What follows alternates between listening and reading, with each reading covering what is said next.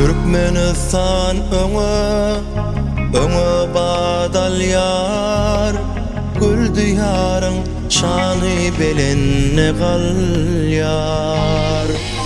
Arkadağın beyip sahavatından, parahatlyk nuri eleme dolyar. Halkın ıkbali, bagtın ıkrari, Türkmenistan parahatçılığın ve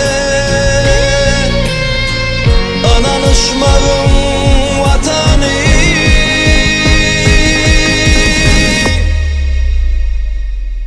Cahana yansal yar adın, şanın şöhradın, arkadağın sayasında eğsilmez badın.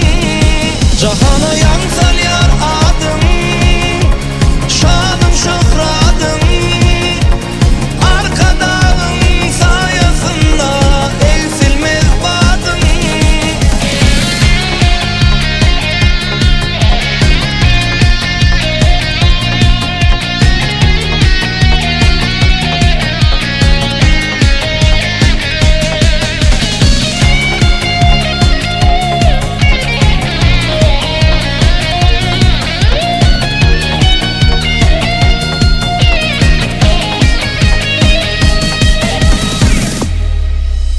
Vasfına yanlan yar, aydımım sazım, her günün toy bayram şoğun ovadın.